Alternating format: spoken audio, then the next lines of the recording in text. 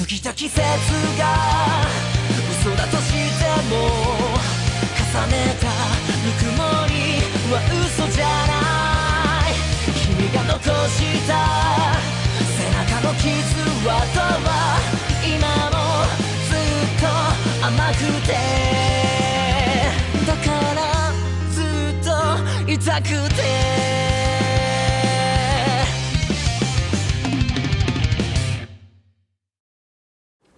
Yo, what it do, guys? It is your boy, Leon Mookie here, back with you with a new fanfic for you guys. And this is just a little, experiment, actually. Honestly, and I'm aware that I'm making way too many fanfics that I can basically keep up. Personally, they're just ideas popping up in my head that I just want to do because it's fun to do them. And like I said, this channel is mostly a way for me to relieve stress of my life and also my main channel being my What If channel. So yeah. But as for this series though, this is going to be one of a test series. A series thinking that some of you guys might like this series actually. And not only that, it's also a way to honor one of the games from the 3DS library, even though it didn't get a lot of love. And also, given this month or possibly May, I'm not completely sure, that the Nintendo 3DS eStore is going to be shutting down.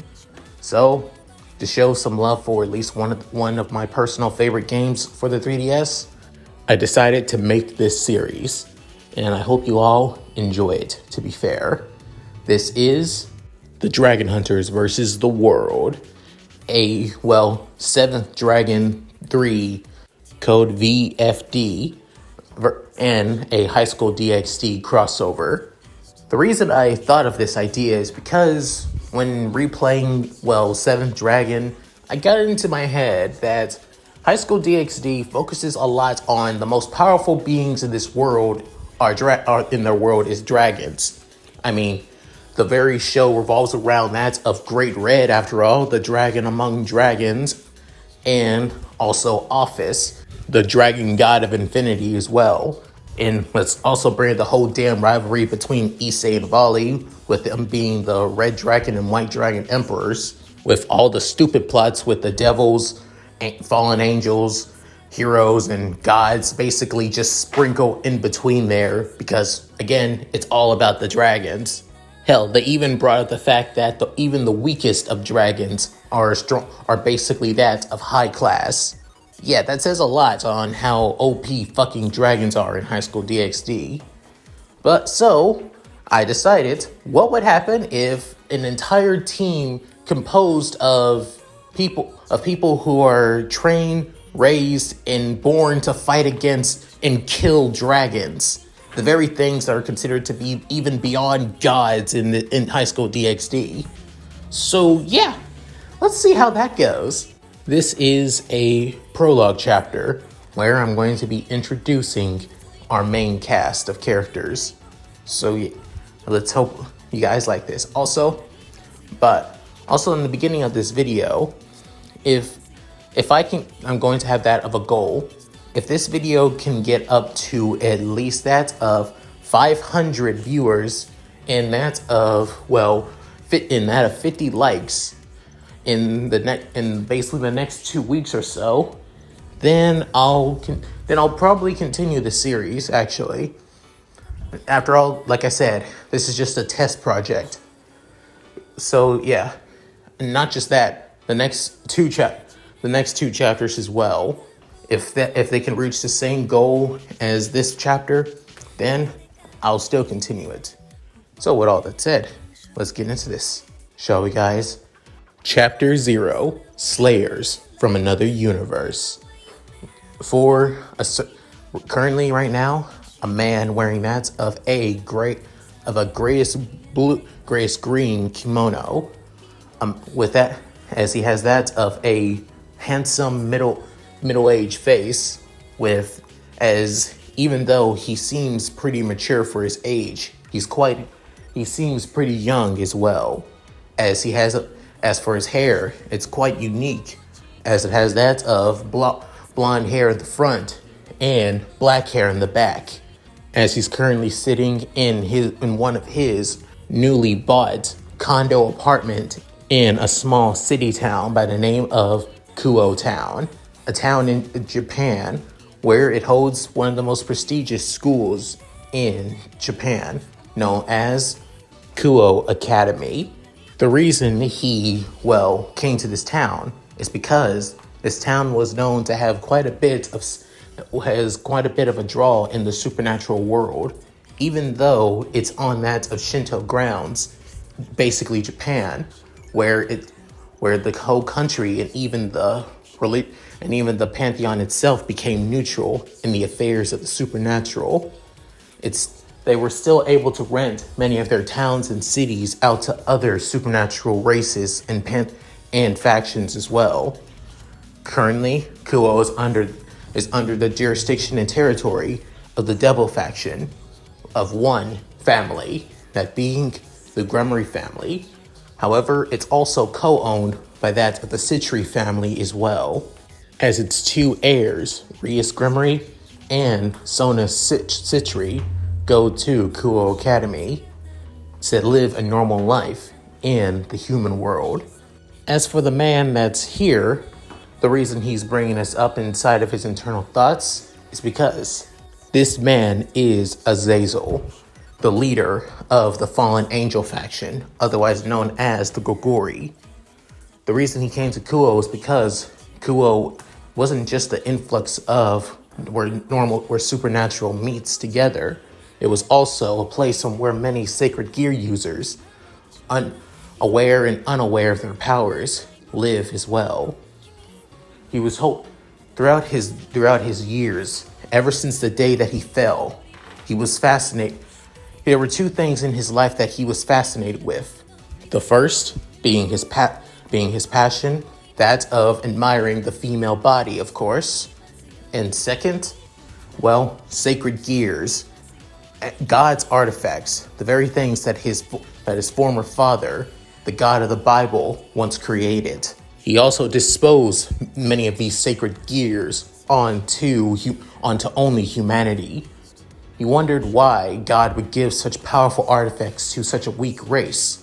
But over time, as for the centuries of studying them, even studying the human race, he began to realize that humans have greater potential and greater forms of growth than any other race on this planet, which made him drawn to the sacred gears even more. But even after the death of the God of the Bible, sacred gears began to get into the hands of not just normal humans, but also half-humans. Humans with either that of devil, fallen angel, vampiric, dragon, and many other supernatural races' blood. As long as you have human blood in your veins, you can have that of a sacred gear infused with you as well, no matter your dominant traits.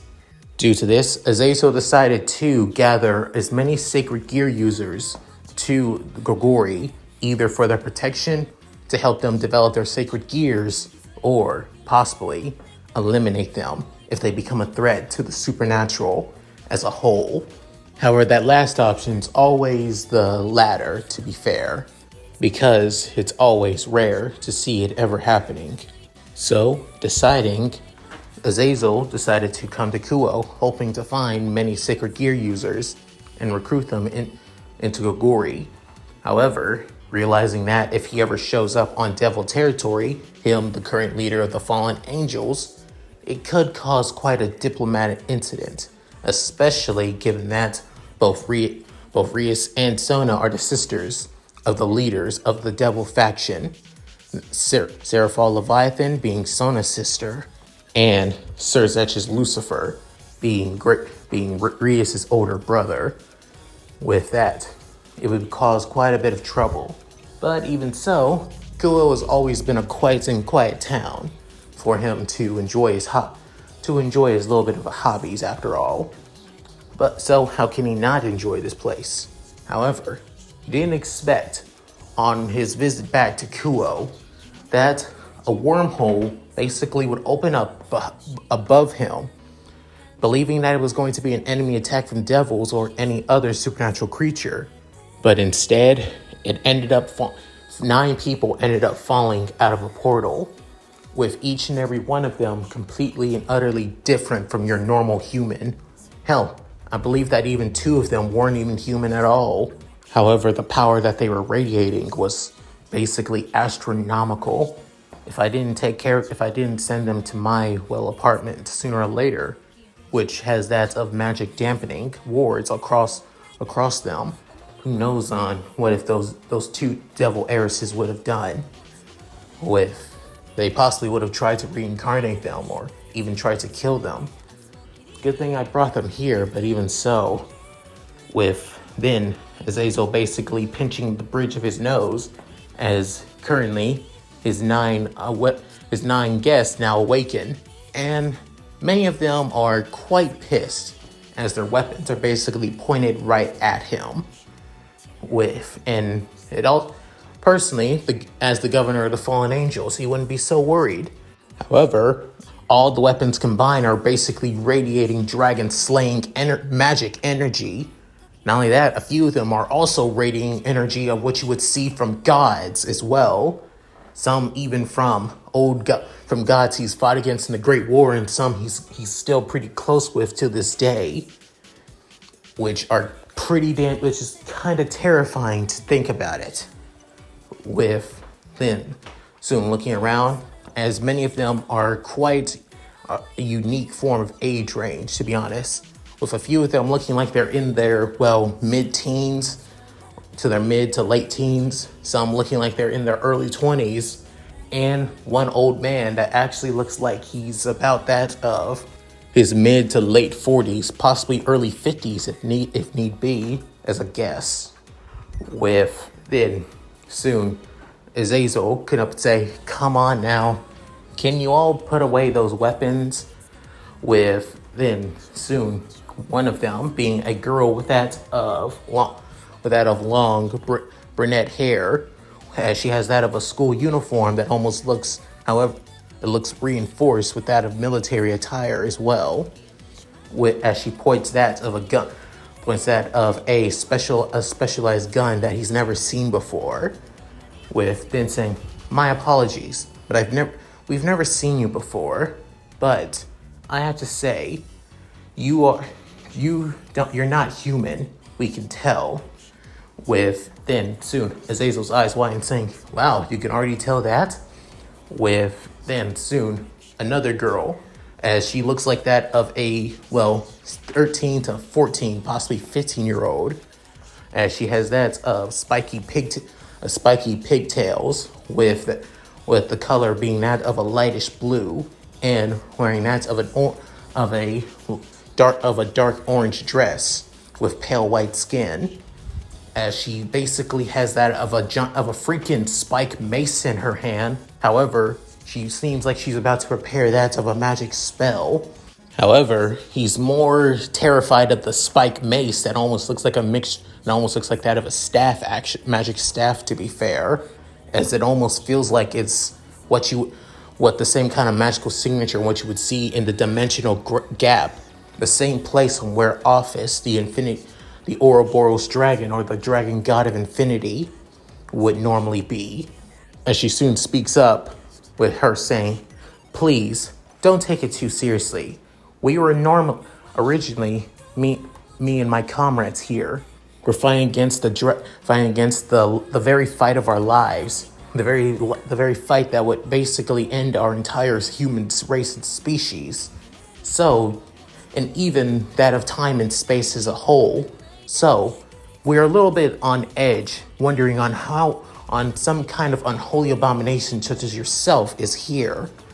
With then soon Azazel basically clenching his heart, saying, "Ouch, calling me an unholy abomination. You're pretty right, but still, never been called that before." With even though he's still able to use holy magic, even if it's a corrupted form, it's still powerful.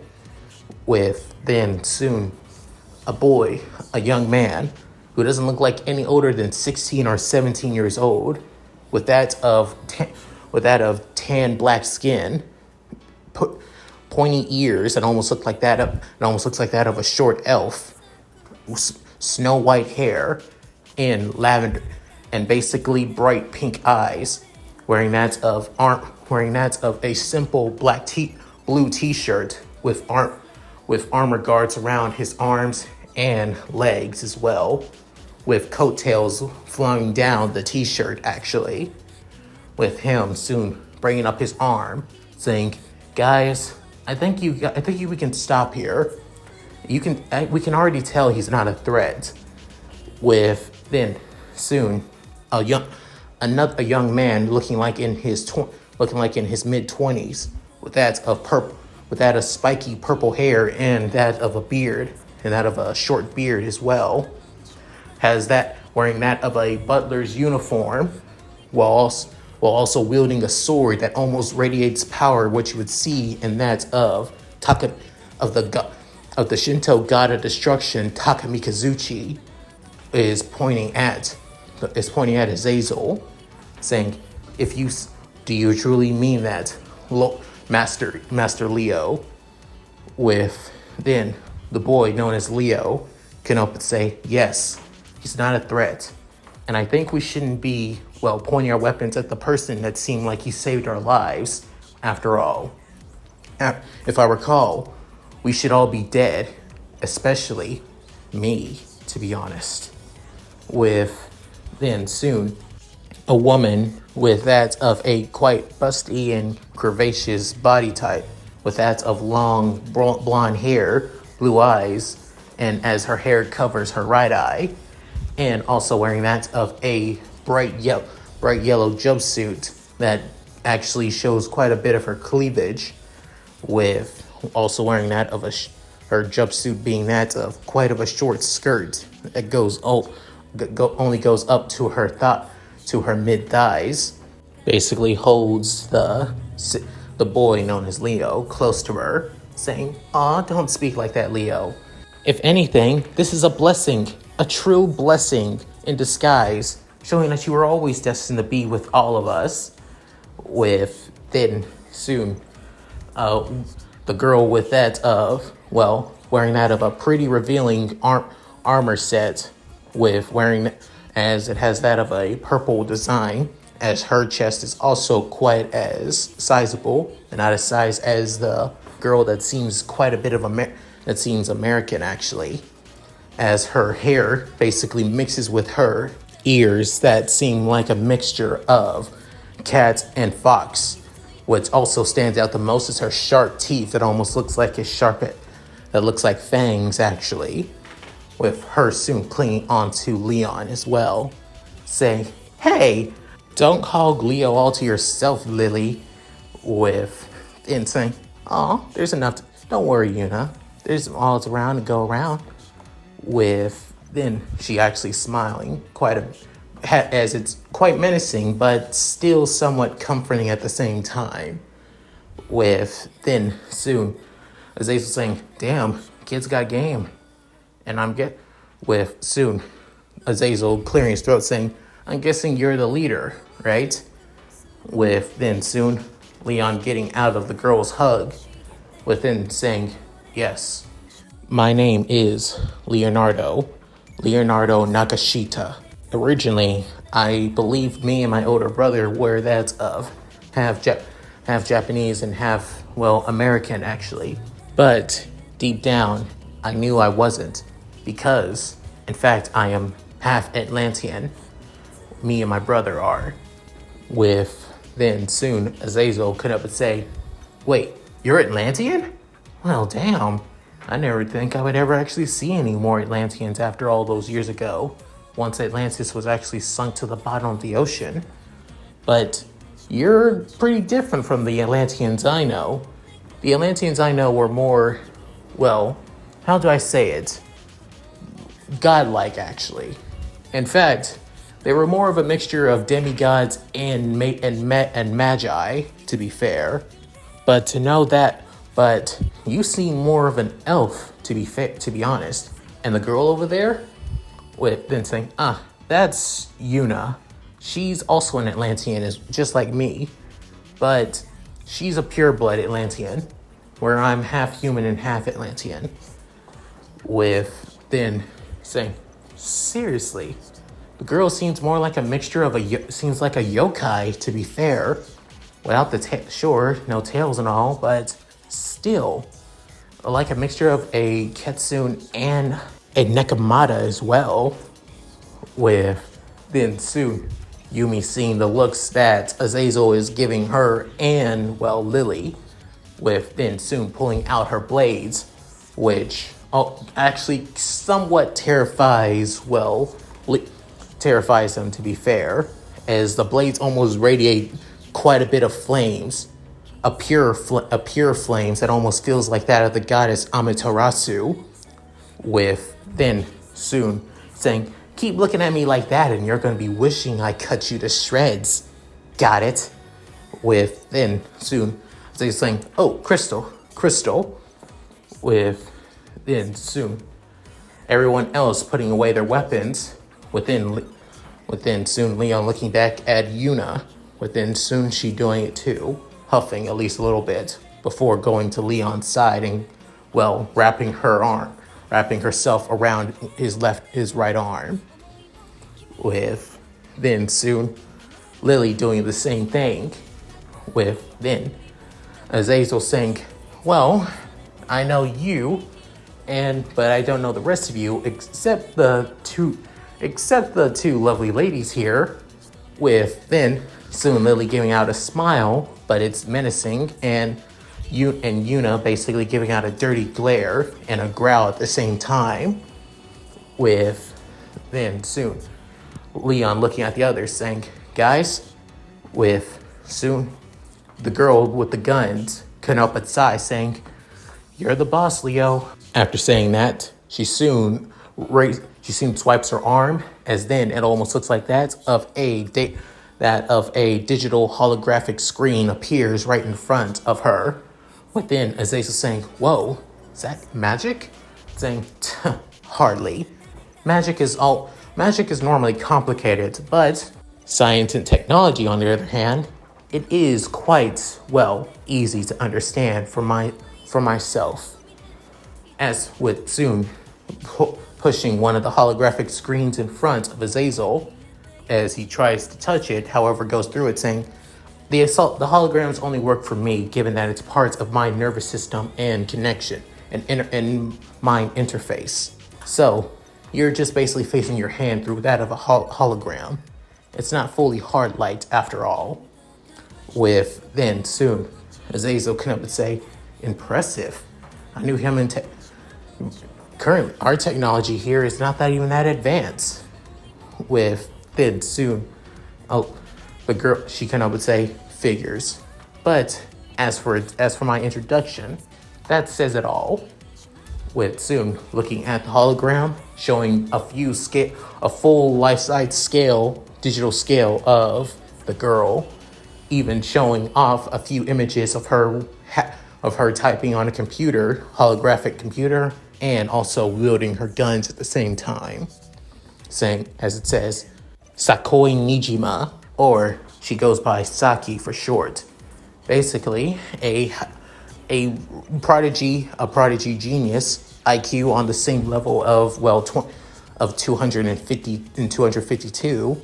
She's basically a skilled marksman with any firearms known to man, and is one of the best hackers that can basically hack anything from even a person's own nervous system using that of nanobots, and is considered to be the smartest human girl that knows through any of the human biology, no matter what, even dragon biology as well. With then saying, wow, Miss Nijima, you're quite something. With soon the holographic desktop and screen disappear, as she soon flips her hair, saying, of course I am. With then soon a young man wearing that of a white and blue cloak with that of short cut blue hair, as he wears that of large frame glasses with that of a a feathered beret cap on his head, with then soon basically saying, with him clearing his throat, then saying, "My name is Yutanaro Toji, but my name is known to be quite the mouthful and, well, tongue twister as well. So you can just call me by my last name, Toji. As for myself, I am not as smart as Saki here when it comes to intellect, but I am known to be quite the strategist of this team, to be fair, second to Leo, of course. But, however, as for my abilities, if you're wondering, removing the cloak, Azazel sees that of, well, card decks on his right hip, on his left hip, with then soon a holographic, table soon appears right in front of Toji. However, it almost seems like that of a play card set, with then soon him bringing out that of a card, as it soon takes the form of a rabbit. However, the rabbit seems like it's infused with that of fire magic, with then soon it jumps around as more fire hubs begin to appear. However, they disappear soon after, with then Zazel saying, "You can summon familiars?" Saying, "They're not familiars, they're my cards, my summoning creatures. They're based off a popular trading card game back in my world, or rather my time. Currently, I have no idea if we're in our world or have we gone back in time. If the technology that, well, Seiki is using is advanced, who knows? Also, you seem to flinch at many of our weapons were pointed at you. Care to explain about that too?" With then soon the holographic card field begins to disappear, as soon Toji puts up his card back in his deck, with then soon saying, "I'll explain, but if the rest of you can introduce yourselves as well," with then soon Lily saying, "I'll go next," with soon she clearing her throat as well.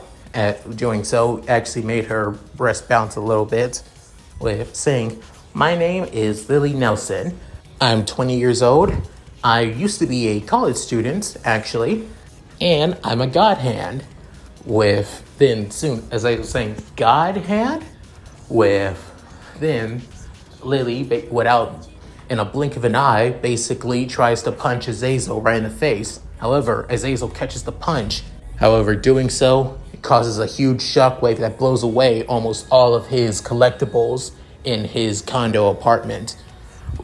However, everyone else is still standing without even flinching quite a bit, even though their clothes basically get ruffled for a little while. Well, their hair is blowing in the shockwave. With then Azazel actually looks quite shocked and surprised, with Lily actually having that of a, well, arrogant and somewhat happy smile on her face. With then Azazel's shocked saying, a human was able to catch me off guard this much? I don't even feel any sacred gear from her. Her magic powers, on the other hand, is completely are so crazy. She's almost like the level of a demigod. Wait, no, scratch that. Screw demigod. Her strength and speed is definitely on the same level as a god as a whole. With then soon bringing her fist back, with then she's saying, "There, that's what a god hand is." With then soon Azazel actually sees that the palm of his hand is actually quite bleeding, as it busted the skin through his palm, saying, "Yeah, I can see that." With then soon saying, "The rest of you?" With then soon the butler from before, that had the katana, as he soon bows his head and places his hand in front of his chest, while putting the other one behind him, as he bows, saying, "My name is Renji. As for my last name, I have abandoned my family name, and I am a servant of the Nagashita family. My duties is to serve and protect the young master Leo. With then soon, Azazel saying, "So you even got your butler joining you?" Saying he was more told to look after me, but since I accidentally got him involved in the situation that got me into becoming a dragon hunter. Well, with then Azazel saying, "Wait, what?" Saying, never mind. Renji, show him what you can do." With then saying, "Of course, of course." As you can see, I am a skilled swordsman in my own right. I've been using the blade ever since the day I could crawl, if I can recall. I guess it's the only thing good for my biological family, to be fair. If it's useful to serve my master. With then soon, as they were saying, guy's got issues. If he's not even willing to use his last name, then then soon, within Renji saying, head butler, would you do the honors? Then soon, another man wearing the same butler uniform. However, again, he seems like in his mid to late 40s, possibly early 50s, actually, saying, and seems also a mixture of, Hispanic descent as well, saying, of course. As then he does the same pose as Reiji, with then Sum in a big booming Hispanic voice, saying, I am the head butler of the Nagashita family. My name is Antonio Garcia, but my masters and my closest friends call me Tony. As for me, as then he soon appears that of a giant spear-like blade. However, in the back, it almost seems like that of a thruster, and around the right side shows that of a massive shield, as it almost seems like that of a rocket-powered lance spear. With then soon, I am a bastion. I strike and I defend my home, and I defend my allies and comrades, and especially the young master. That is my duty as a butler and a servant of the Nakashima family. With then soon placing the massive weapon right beside him. With then soon it shakes somewhat of the apartment, actually. With then as they saying, "Oh boy, I've met somebody quite crazy to wield such an almost looks like an unstable weapon, but yet it doesn't look there are no flaws or breakthroughs whatsoever. It's almost like seeing a actual sacred gear right in front of me." As he looks at Tony's weapon, with then soon shaking his head, saying, "Well, that goes that. You have quite the unique servants there." With then Leo saying, "They're not servants. They're my teammates and friends. So I refuse. So don't call them that." With then Zay saying, "Cool, it's all right." With then realizing, I guess I think he would actually get along with the Grumries if he thinks of them like that. With then soon, Leon goes over saying, "Who wants to introduce themselves next?" With then soon, the girl with the dress saying, "I'll introduce myself." With her soon saying, "My name is Nayumi, or Nana for short. I am 15 years old. I am a gifted and talented mage from the distant future, and a citizen of the fortress city of Eden. I have spent my life understanding the arts of magic, the essence that creates the building blocks of life that we have all are a part of. And such, my calling was to join the Nido Foundation and join Unit 11 to put an end to the dragon threat. And while I do feel bad for destroying and killing dragons, but my duty. However, the secrets of the world must come first, foremost, more. With also, piss me off quite a bit, and you don't want to piss me off, so let's make this clear. Unholy abomination. With then hearing that, soon as Ace was saying, oh boy, the girl is something else. I could tell she's pretty passionate about magic and understanding the laws of the magic as well. But even so, somebody like her is able to have that much magical power flowing through her? She's pretty damn scary if she's this gifted. With then soon, Yuna steps up saying, I guess I'll go next. If that's what you want, Leo. With then saying, if you're volunteering, Yuna, then go for it. As he smiles at his fellow Atlantean, saying, yay! As saying, my name is Yuna. As for my last name, I don't know it. Never knew my parents, to be fair. I am actually 17 years old. Well, physically. Mentally, I should be that of 520 years old. And my life is dedicated to this amazing man right here. As she wraps her arms around Leon's neck, while soon with one leg out and smiling ferally. With then soon, Leon can up and say, Yuna, you're embarrassing me. You know that, right? With then soon, Yuna saying, but my affection for you though, it's what's more important. With then soon, everybody having out of a sweat drop at Yuna's obsession for Leo. With then soon, as I was saying, geez, and I thought she was just clingy. She really is downright obsessed with you. How do you deal with it? With then Leo saying, simple, I accept her. Simple as that. With then saying, it can't be. With then soon everybody saying, it is. With that, as Ace was saying, oh boy, this is gonna be something. Just wait until he finds out about harems in this world. With then soon looking at the last remaining member as he's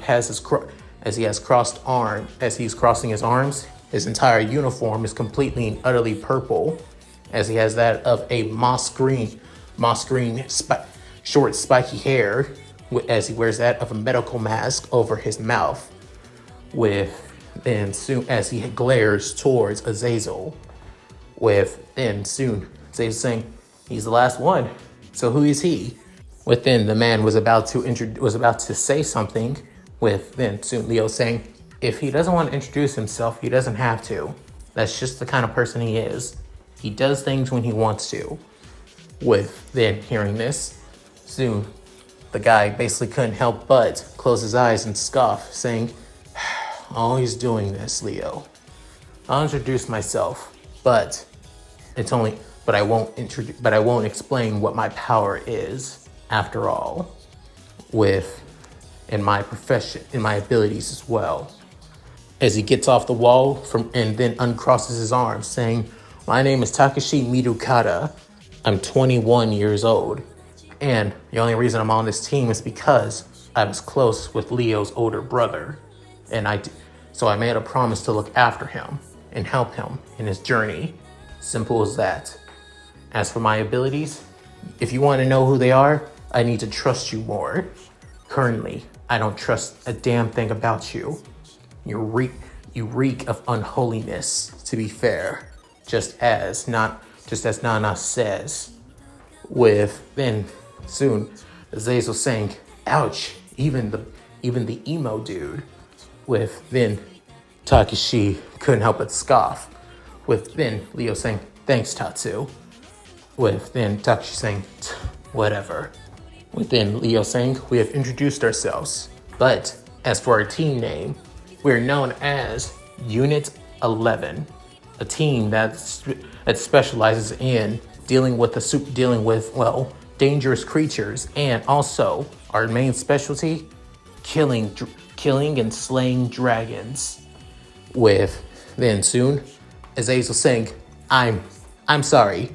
Your specialty is what? With then soon Leo saying, we specialize in killing dragons, like any type of dragon.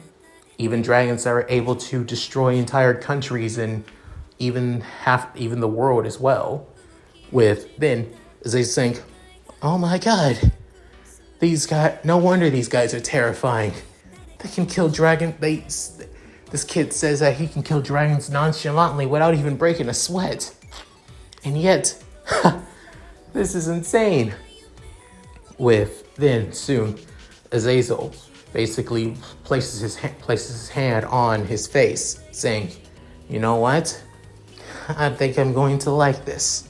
Well then, Azazel crossing his arms and then also crossing his legs as well, but then saying, hey kid, and everyone else, or should I say Unit 11, what if let me tell you about this world of mine and the darkness behind it, the darkness that is the supernatural. As for me, well, my name is Azazel, and within soon, Azazel shows all 12 of his dark wings as everyone sees them and they gawks at them as they're so dark, almost like the night itself, almost mesmerizing as well, as they've never seen something so beautiful. I am a fallen angel, one of the leaders of the fallen angel race, and welcome to my world. And that's it. Thank you guys for watching. Hope you enjoyed the video. Please tell me what you guys think in the comments below. Love to read them. So, what did you guys think about this prologue? This is more of a way to introduce our main cast, as Leo is the main protagonist, but everyone else, I'm going to try and give them some time to shine as well. But I can't make any promises, but I will try.